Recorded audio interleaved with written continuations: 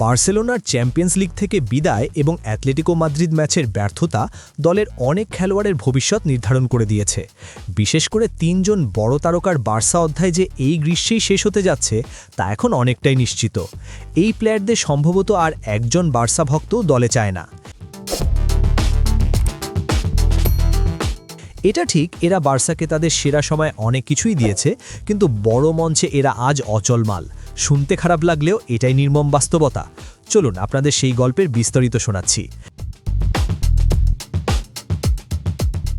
বার্সায় মহাপ্রলয়, বিদায় নিচ্ছেন Lewandowski, Rashford সহ তিন বড় তারকা। অ্যাটলেটিকো মাদ্রিদের বিপক্ষে সেই চ্যাম্পিয়ন্স লিগের হার শুধু টুর্নামেন্ট থেকেই বার্সাকে ছিটকে দেয়নি, বরং দলের তিনজন গুরুত্বপূর্ণ খেলোয়াড়ের ভাগ্য সিলগালা করে দিয়েছে।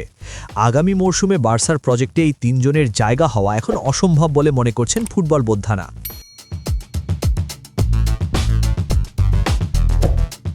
Number 1, Robert Lewandowski. সবচেয়ে জরুরি এবং বড় নাম হল লেভানডস্কি। ৩৮ বছর ছুঁই এই পোলিশ স্ট্রাইকার চ্যাম্পিয়ন্স লিগের কোয়ার্টার ফাইনালে সম্পূর্ণ ব্যর্থ ছিলেন। যদিও তিনি বদলি হিসেবে নেমেছিলেন, কিন্তু একটা ফ্রি হেডার পেয়েও সরাসরি গোলকিপারের হাতে মেরে দেন রবার্ট লেভানডস্কি।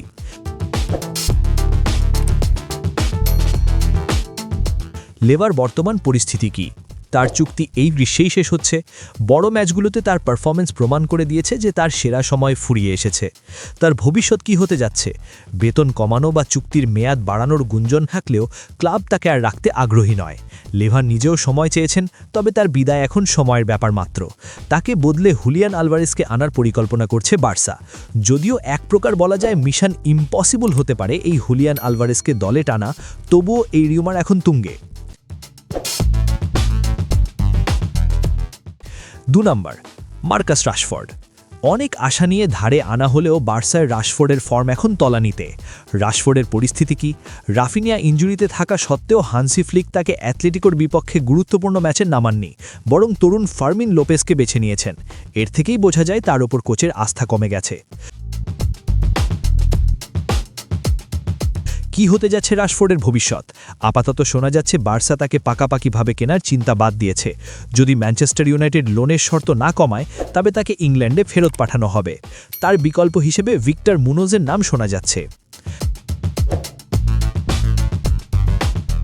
3 নম্বর, রোনাল্ড আরাউহো।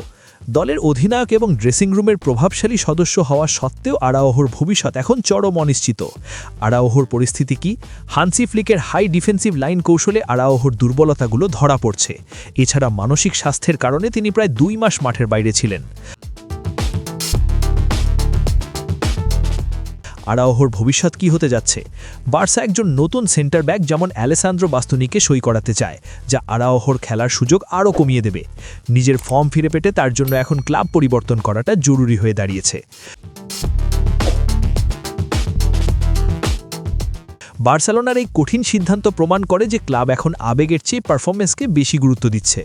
আপনার কি মনে হয়, লেভানডস্কির অভিজ্ঞতাকে মিস করবে বার্সা, নাকি আলভারেজ, বাস্তুনিগার মতো নতুন রক্তই বার্সাকে আবার ইউরোপের শীর্ষে ফেরাবে? জানাতে পারেন কমেন্ট বক্সে। ভিডিওটি ভালো লাগলে স্পোর্টস বাংলা আপডেট চ্যানেলটি লাইক, সাবস্ক্রাইব করে পাশেই থাকুন।